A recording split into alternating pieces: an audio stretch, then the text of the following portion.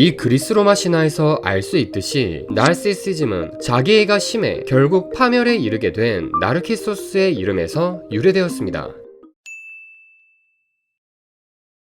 앞선 유래에서 알 수 있다시피 나르시시즘은 과도하게 높은 자기애적 성향을 뜻합니다. 이런 성향을 지니고 있는 사람을 우리는 나르시시스트라고 부르죠. 여기서 나르시시스트가 높은 자기애적 성향을 지닌다는 설명을 듣고 그들을 자존감이 높은 사람이라고 생각할 수 있는데 이는 명백한 착각입니다. 자존감은 자신을 있는 그대로 존중하고 사랑하는 마음입니다. 하지만 나르시시스트들은 자신의 본 모습을 사랑하는 것이 아니라 상상 속으로 만들어낸 스스로의 이상적인 모습을 사랑하는 것이죠. 자신 그 자체를 사랑하는 것이 아닌 호수에 투사된 자신의 모습을 사랑했던 나르키소스처럼 말이죠. 이들은 자신이 만들어낸 이상적인 이미지를 지키기 위해서라면 수단과 방법을 가리지 않는 경향성이 있기 때문에 상대에게 자신의 고집과 의견을 강요하거나 자신의 문제에 대한 상대의 지적에 과민하게 반응하는 등 함께 지내는 사람들에게 잦은 마찰과 고통을 선사합니다. 바로 이런 점이 우리가 나르시시스트를 구별할 줄 알아야 되는 우선적인 이유가 되는 것이죠. 그러니 지금부터 제가 알려드릴 일상생활에서 나르시시스트들이 주로 보이는 행동들을 유심히 확인해 보시길 바랍니다. 첫 번째, 나르시시스트들은 첫인상이 매력적인 경우가 많습니다. 자존감이 높아 보이고 카리스마 있어 보이며 나르시시스트 스스로가 자신의 이미지에 대해 신경을 많이 쓰기 때문입니다. 하지만 가까이 지내다 보면 뒤에 이어질 여러가지 특성들로 인해 대부분 그 첫인상이 지워지게 되죠.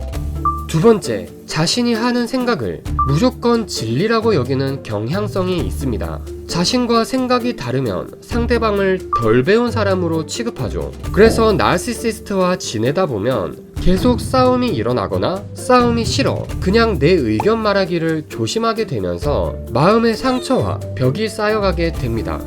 세 번째, 칭찬과 인정을 항상 갈망하며 어딜 가나 자신은 특별한 대우를 받아야 된다고 믿습니다. 우리나라에서는 이를 흔히 왕자병, 공주병이라 표현하죠.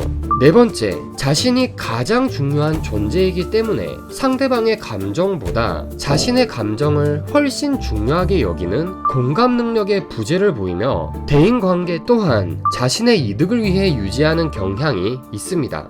사람마다 급을 나누고 자신이 생각하는 급이 높은 사람들과 어울리려 하며 자신이 생각하는 급이 낮은 사람들에게는 가스라이팅을 자주 하며 착취의 도구로 취급하면서 인간관계를 유지하려는 경향성을 보입니다.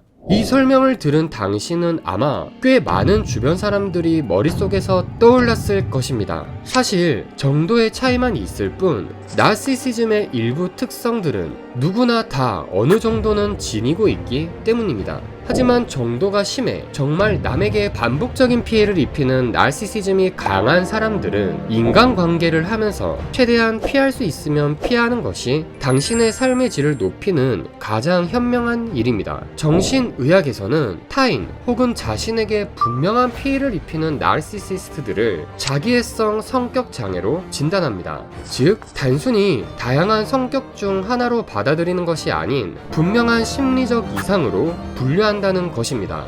혹시나 싶어서 드리는 말씀이지만 만약 자신이 주변에 있는 나르시시스트들을 내가 바꿔주면 된다는 생각이 있다면 과연 자신을 너무 사랑하는 나르시시스트가 스스로에게 문제가 있다는 것을 받아들이고 변화하는 게 과연 쉬울지, 나르시시스트를 변화시키는 과정에서 내 마음에 먼저 화병이 나지는 않을지 냉정하게 고민해 보시길 바랍니다. 관계를 끊어낸다고 당신이 속이 좁고 나쁜 사람이 되는 것이 아닙니다.